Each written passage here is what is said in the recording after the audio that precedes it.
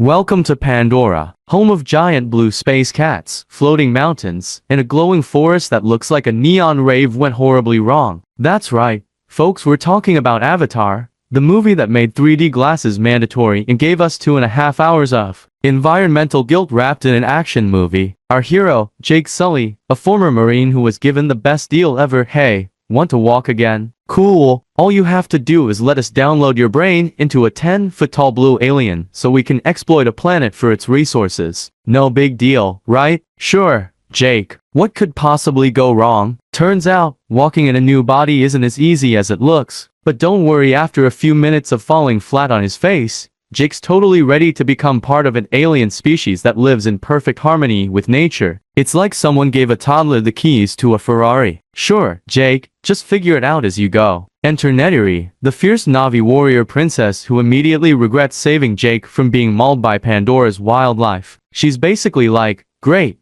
now I have to teach this idiot how to survive in the jungle without getting himself killed. And Jake, he's just over here marveling at everything like he's on a really weird vacation. Ooh, look at this glowing plant. Let me just touch it, because that's always a great idea on an alien planet. What could possibly go wrong? Meanwhile, the rest of the humans are up to some classic corporate villainy. We've got Colonel Quaritch, who's basically the poster child for I'm here to destroy everything you love, and Parker Selfridge, the corporate guy who cares more about profits than, basic morality. They're here for one thing, unobtainium. Yup, they named the precious resource thereafter, unobtainium, because impossible to get item was taken, I guess. Quaritch is like, let's blow up the planet to get what we need, and if we have to destroy an entire alien civilization and burn down a sacred tree, so be it. Classic Saturday afternoon for this guy.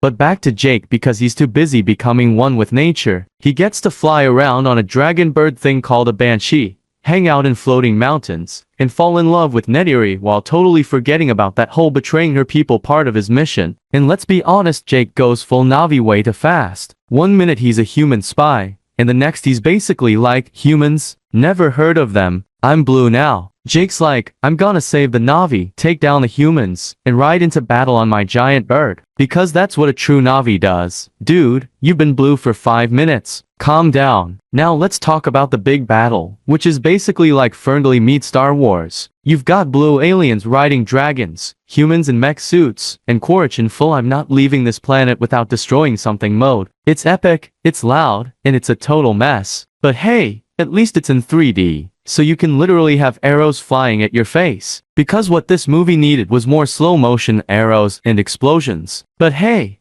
I'm not complaining, it's what we came for, right? And in the end, after all the betrayal, explosions, and questionable decisions, Jake finally chooses to leave his human body behind and become a permanent member of the Na'vi. That's right, folks, he goes full blue and leaves humanity in the dust. Which, to be fair, isn't that hard when humanity is run by people like Quaritch and Parker. Congratulations, Jake, you've officially ditched your species. Welcome to Pandora, where every day is an alien acid trip, and the plants glow brighter than your future. In conclusion, Avatar is visually stunning, packed with epic action, and offers all the subtlety of a sledgehammer to the face when it comes to its environmental message. But hey, it's a James Cameron movie, so what did you expect? It's like Save the Rainforest, but with giant blue aliens and 3D effects that make you feel like you're about to get smacked by a glowing fern.